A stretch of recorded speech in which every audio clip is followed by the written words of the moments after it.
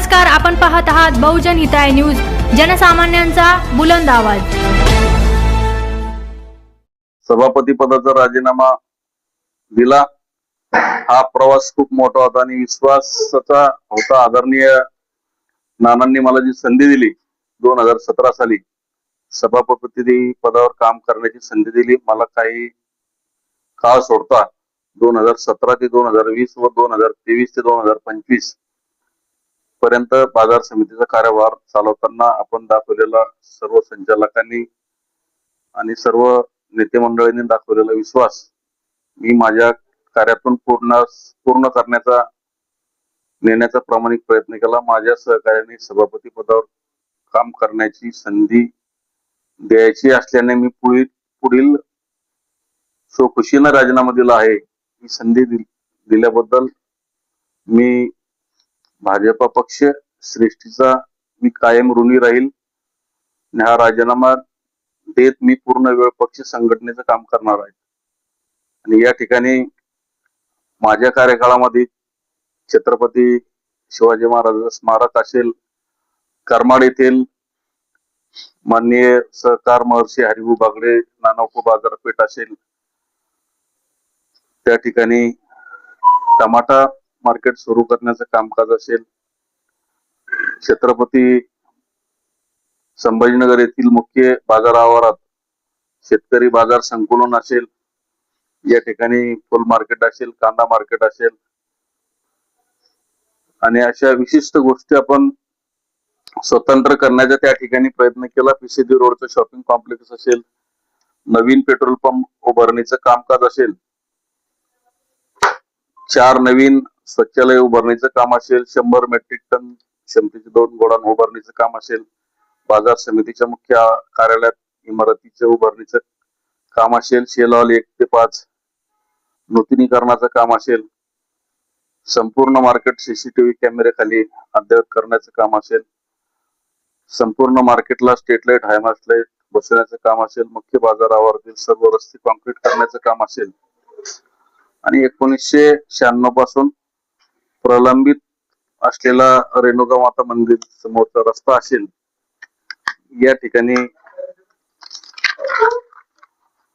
बाजार समितीच्या ही या आपण आर्थिक बचत असेल, बाजार समितीला वेगवेगळ्या योजनांमधून सवलत देण्याचं काम असेल।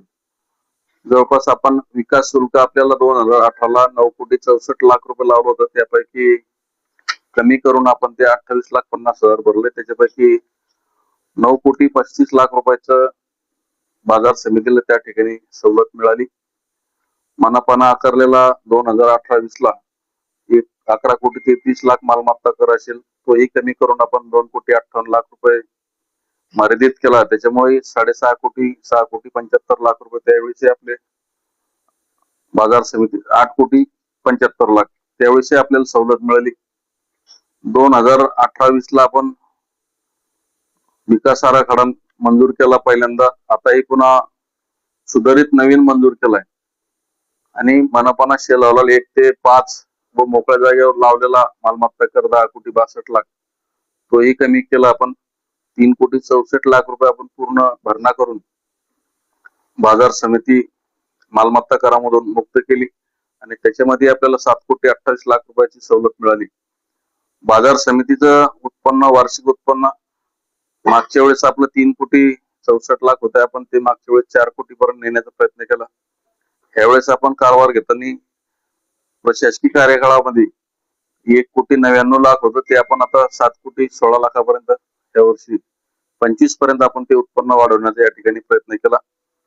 सामाजिक बांधिलकी म्हणून त्या ठिकाणी आपण शेतकऱ्यासाठी काही वेळेस आपण जेवणाची व्यवस्था चालू केली। त्याच्यानंतर 18-19 मध्ये दुष्काळामध्ये चारा छावणी उभारणीचं काम असेल, शेतकऱ्याला त्या ठिकाणी मोफत जेवण देण्याचं काम असेल, तेही या कार्यकाळामध्ये करण्याची आपल्याला संधी मिळाली।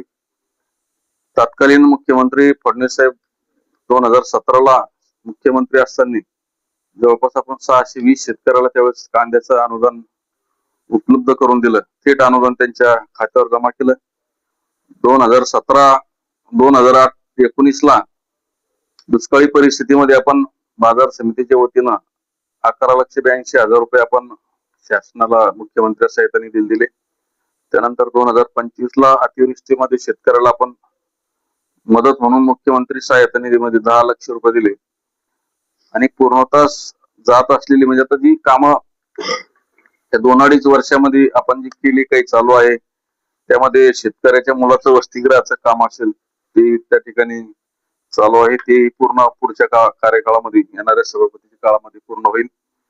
पदमश्री सखाराम पाटील उपबाजार पिंपरी हे काम आपण बऱ्यापैकी प्रगतीपथावर आहे. शॉपिंगचं काम झालंय, पाठीमागचं शेल हॉल आणि कंपाऊंडचं काम त्या ठिकाणी बाकी आहे. तसेच उपबाजार लाडसावंगी या ठिकाणी आपण मार्केट डिक्लेअर करून 13 एकर जागा घेऊन उपबाजार त्या ठिकाणी डिक्लेअर केलं आणि जवळपास 15 कोटीच्या कामाच्या निविदा आपण त्या ठिकाणी काढून वर्क ऑर्डर दिलेली आहे. परंतु त्या ठिकाणी बांधकामाची जी परवानगी आपल्याला टाउन प्लॅनिंग म्हणून लागते ती मिळाल्यानंतर तेही काम सुरू होईल.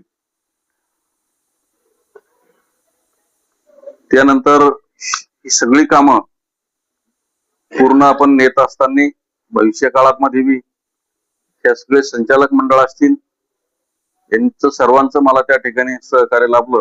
आणि जी अपूर्ण कामं आहे भविष्यात जे पक्षाच्या आदेशातील जे सभापती होतील ते निश्चितपणानं पूर्ण करतील. आम्ही सर्व संचालक मंडळ त्यांच्या सोबत राहू.